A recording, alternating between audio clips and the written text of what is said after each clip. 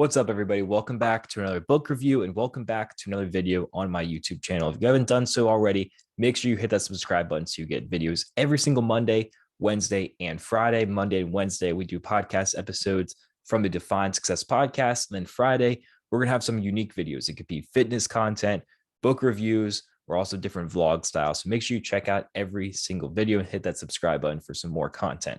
This week, we're going to be going through a book review. So the book that I'm going to be reviewing is Tony Robbins' Money Master the Game, 7 Simple Steps to Financial Freedom. Sounds good, right? So this book I actually started several months ago. Probably started in February or March, to be honest. Finished it in June, I believe. And it's a monster. It's almost 700 pages. So just that took me a while to get through it, because it was so dense in material. But also I think the main thing was it was a little bit intimidating, because it's so big. And like if I was traveling or doing something, I wouldn't want to take this big of a book with me. So I'd often read it simultaneously with different books. So honestly, this book went on the back burner for me for a while, but it was one of the best books I've read so far in my life. Out of dozens, maybe even over 100 books that I've read, Tony Robbins' Money Master the Game is one of the best, because it's one of those books that it is just proven over time that these principles work, and that you can read the book right when it came out, or maybe even 100 years later, and these principles are still going to be valid. They're still going to help you achieve financial freedom. There are other books like that, like a Dale Carnegie, How to Win Friends and Influence People. Those principles will be around forever. So these books, maybe they're not trendy right now, but they're books that you can always learn from, always get better, no matter what generation, recession, or whatever you are in. So overall about the book, for those who do not know about Tony Robbins, he is one of the greatest financial minds in the world. And I think my generation and younger people don't really get as much information from Tony Robbins as previous people have. You know, people that are a little bit older, they grew up with Tony Robbins, buying his tapes, listening to him on the radio, reading his books, even a lot. He has a ton of books, and he has great information. He knows what he's talking about money, life, finances, motivation, ton of different content.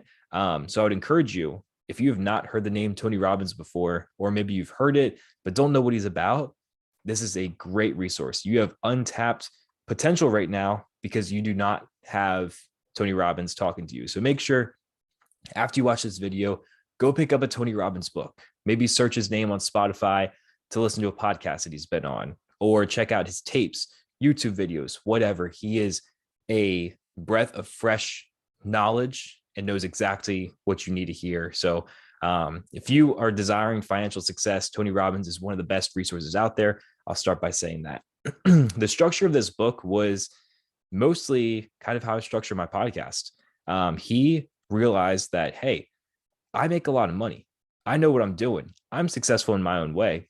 But like myself, I understand that there's so much more to learn. So what am I going to do? I'm going to interview other people. I'm going to interview people. How do you become successful? Because when I look at the people I interview, they are so much more successful than I am. They've achieved so much more. So I'm going to ask them how they did it. I'm going to learn from them as you are learning from them as well. Tony Robbins interviews people like Charles Schwab, Ray Dalio, Warren Buffett, these people that are billionaires, and they make huge returns in their investments, and they know exactly what they're talking about. So he does a great job not only showing his own personal touch of what he knows about investing and what he recommends, but he also goes around interviewing people that are the best in the world about it. And he asks them a series of questions about how they dealt with the recession, how they dealt with this, why they invest in X, Y, Z. But the question that I love how he asked everyone at the end of the interview, he said, if you were to leave a portfolio or a list of principles to your child as you passed, what would it be? A list of investment principles or a portfolio set up for their future success. Everyone had unique answers. Everyone had answers of what they would do. And that is the perfect question to ask someone to try to get their perspective on what you should be doing to invest your money and be successful with it. Everybody wants the best for their kids, correct? So if you ask someone, what would you leave your kids? They're basically giving you what they think is the best option out there. So these questions really provoke a lot of thinking in your mind of what can I do with my money now that these great investors would be recommending me to do. I'll give you 3 key takeaways from this book, like I did with Endure by Cameron Haynes, my first book review. If you have not done so already, make sure you check out that video and see what Cam Haynes is all about. I think that was my top book of 2022 so far. Really, really enjoyed it. My first key takeaway from Tony Robbins is you can make steps towards financial freedom today, right now. Even if you have $0 in income, even if you have a job that's not paying well, or maybe you're on a salary making 6 figures. All 3 of those people that I just mentioned and anyone in between can start taking necessary steps towards financial freedom today. He gave everyone in this book a little step or a course of action, something that you should be doing. I did it myself.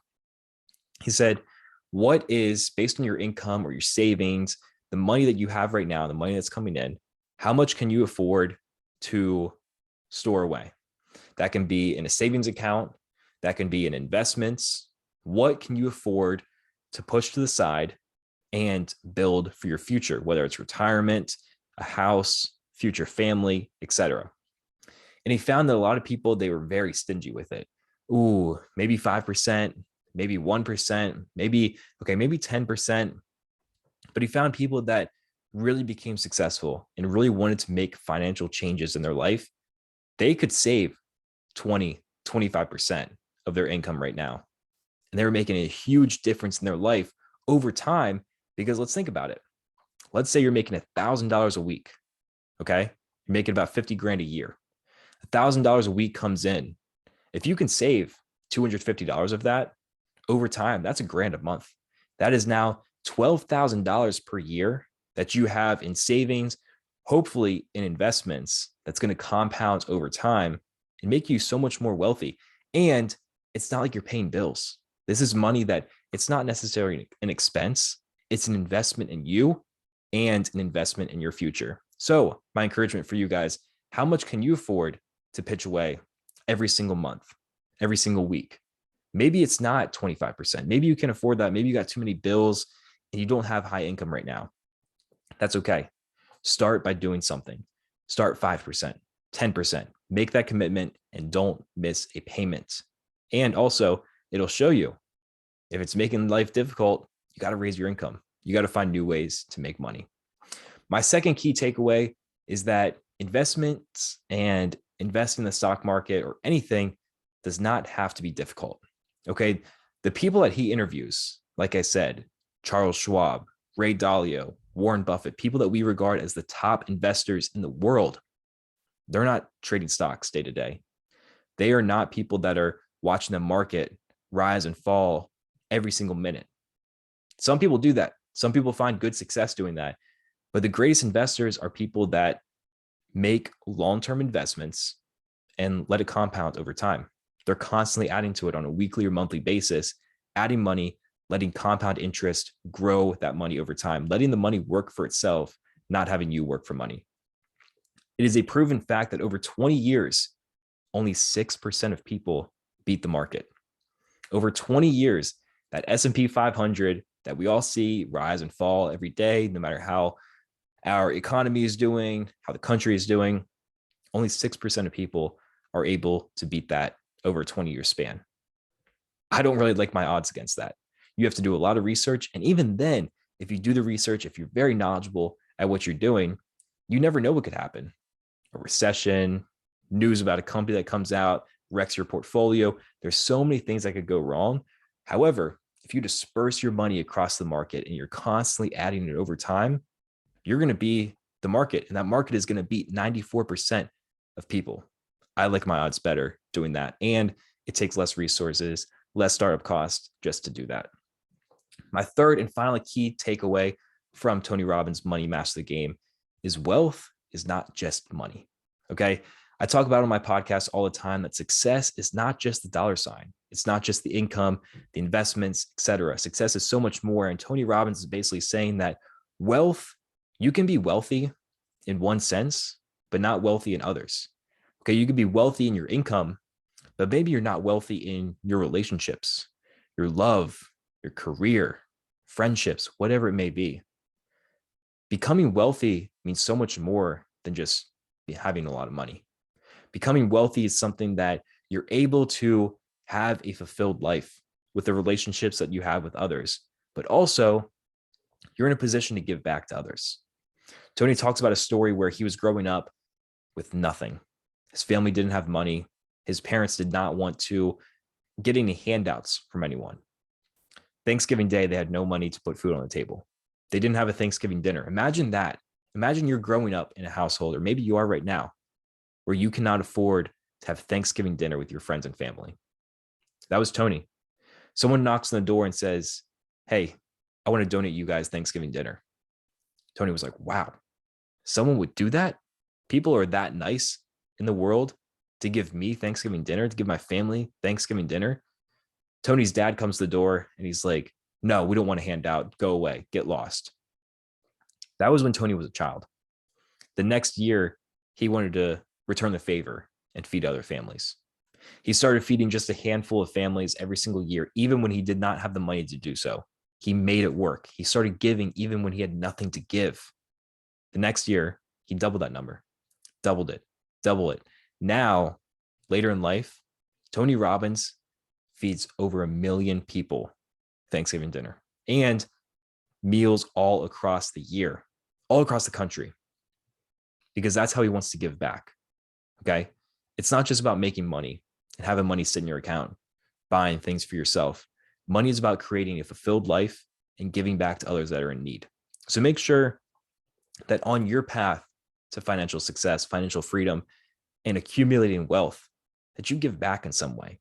Maybe it's donating your time, donating money, donating meals. Give back to the less fortunate, and you will find new opportunities. Giving will always bring something back to you in return, and you will live a much more satisfied and fulfilled life in return. Again, that is Money Master the Game by Tony Robbins. Highly recommend you pick it up at your local bookstore, Amazon, whatever. I will link it in the description. Again, it is a big book, about 700 pages, but a ton of knowledge, a ton of great advice that everybody can benefit from. So I highly recommend checking it out. And let me know what you think of this review. And if you get the book, let me know your thoughts on the content. Thank you guys so much for watching. If you enjoyed this episode of the Define Success podcast and our book review series on YouTube, make sure you hit that like button, subscribe to the channel. And if you want to leave some feedback or want to give a recommendation for another book review, leave me something in the comments. Would greatly appreciate any support and feedback, and definitely want to give you guys content that you guys are going to enjoy. So that is going to do it for this video. I'll see you next time. Peace.